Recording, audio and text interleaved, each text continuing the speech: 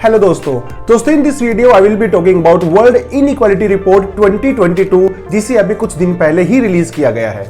इस टॉपिक को हम लोग डिस्कस करने वाले हैं इंडियन एक्सप्रेस के एक्सप्लेन्ड सेक्शन से। दोस्तों इस रिपोर्ट में इंडिया के बारे में बहुत ही इंटरेस्टिंग फाइंडिंग सामने आई हैं। वैसे तो पूरी दुनिया के बारे में ही सामने आए हैं, लेकिन सोसाइटी में किस तरह से कितनी ज्यादा इनइक्वालिटी फैली हुई है, कोविड का उसके ऊपर क्या इंपैक्ट पड़ा है, कौन कौन सी प्रॉब्लम्स हमारे सामने हैं, और बाद में हम लोग बात करेंगे कुछ सॉल्यूशंस के बारे में भी। तो इस रिपोर्ट में इंडिया के बारे में जो सबसे पहली बात कही गई है वो ये कही गई है, इंडिया बहुत ही यूनिक कंट्री है, काफी इनइक्वल सोसाइटी है और कुछ लोगों के पास हद से ज्यादा पैसा है।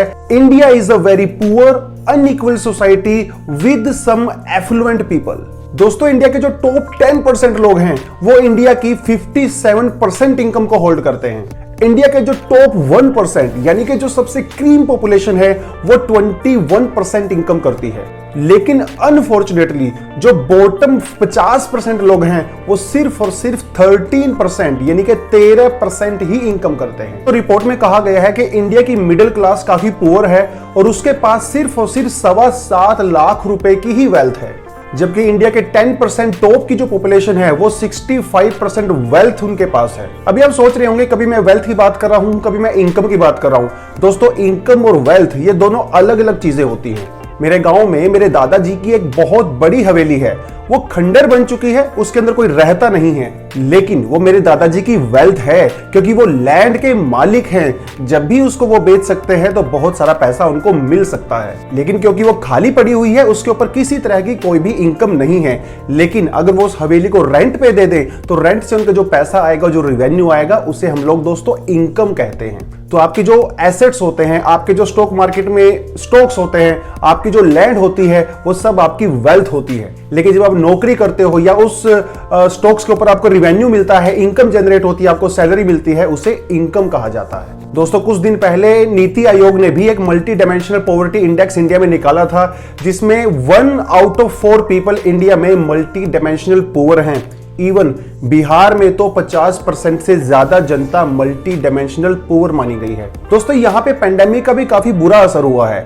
कहा गया है कि ओवरऑल पेंडेमिक की वजह से 2020 में लोगों की एवरेज इनकम कम हुई है, लेकिन यहाँ पे भी इंडिया का बहुत बड़ा रोल है। अगर इसमें हम लोग इंडिया को कंसीडर ना करें तो 2020 में वर्ल्ड एवरेज इनकम थोड़ी सी इंक्रीज हुई है। इसका मतलब इंडिया के ऊपर इतना ज्यादा नेगेटिव इंपैक्ट पड़ा है कि इसने पूरी दुनिया के आंकड़ों को ही कम कर दिया। इस रिपोर्ट में रिच कंट्री के बारे में बहुत इंटरेस्टिंग बात कही है। कहा है कि जो रिच कंट्री है, जो डेवलप्ड कंट्री है, वहां पे पब्लिक सेक्टर यानी कि जो सरकारी महकमा है, उनके पास किसी भी तरह की कोई भी वेल्थ नहीं है। इवन पेंडेमिक के समय पे उन्होंने 15 से 20% अपनी जीडीपी का प्राइवेट सेक्टर से ही उधार लिया है। इसका मतलब इन कंट्रीज में प्राइवेट सेक्टर ही सारी की सारी चीजें ओन करता है। दोस्तों 1990s के लिबरलाइजेशन के बाद जो टॉप की 1% पॉपुलेशन है उनकी ओवरऑल वेल्थ लगभग 40% के लगभग बढ़ी है, लेकिन जो नीचे के 50%, बॉटम के 50% लोग हैं, उनकी वेल्थ सिर्फ 1% इंक्रीज हुई है। तो ये सुनने में तो ऐसा लग रहा होगा कि इंडिया की जो सोसाइटी है वो सबसे अनइक्वल सोसाइटी है, लेकिन ऐसा नहीं है।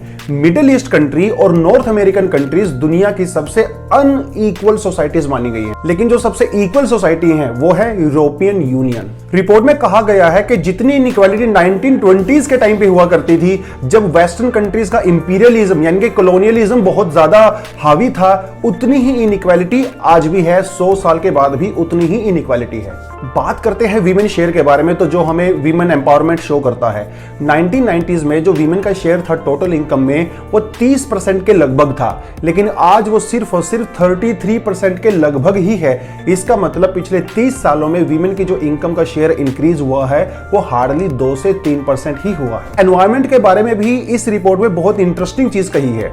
कहा गया है कि जो टॉप 10 एमिटर्स हैं इस दुनिया के, वो 50% ग्रीन हाउस गैस एमिट करते हैं, लेकिन जो बॉटम की 50 कंट्री हैं वो सिर्फ और सिर्फ 12% ही ग्रीन हाउस गैस एमिट करती हैं। इसका मतलब जो अमीर कंट्री हैं वो एनवायरनमेंट को ज्यादा डैमेज पहुंचाती हैं, जो गरीब कंट्री हैं उनके पास तो डैमेज पहुंचाने के लिए इंडस्ट्री है ही नहीं, ट्रैफिक है ही नहीं, तो कहां से डैमेज करेंगे। तो दोस्तों ये तो होगी प्रॉब्लम्स की बात। Now let's talk about the solutions. दोस्तों अगर दुनिया के सबसे टॉप 6 करोड़ लोगों की अगर वेल्थ को जोड़ दिया जाए तो लगभग 170 ट्रिलियन डॉलर से ज्यादा उनके पास वेल्थ है। और दोस्तों इस दुनिया में 2750 बिलियनियर हैं और अगर उनकी टोटल वेल्थ को हम लोग जोड़ दें तो वो हो जाती है 13 ट्रिलियन डॉलर। तो दोस्तों इस रिपोर्ट में बहुत ही सिंपल सा सॉल्यूशन बताया गया है। कहा है कि इस दुनिया में जिन लोगों के पास 1 मिलियन डॉलर से ज्यादा का पैसा है, अगर उनके ऊपर 1.2% टैक्स लगा दिया जाए तो इससे पूरी दुनिया की 2 से 5% जो टोटल जीडीपी है उसको कलेक्ट किया जा सकता है। उस पैसे से आप क्या कर सकते हो, एजुकेशन में, हेल्थ में, पुअर लोगों के लिए जो है स्कीम्स वगैरह वो सब इंक्लूड कर सकते हो।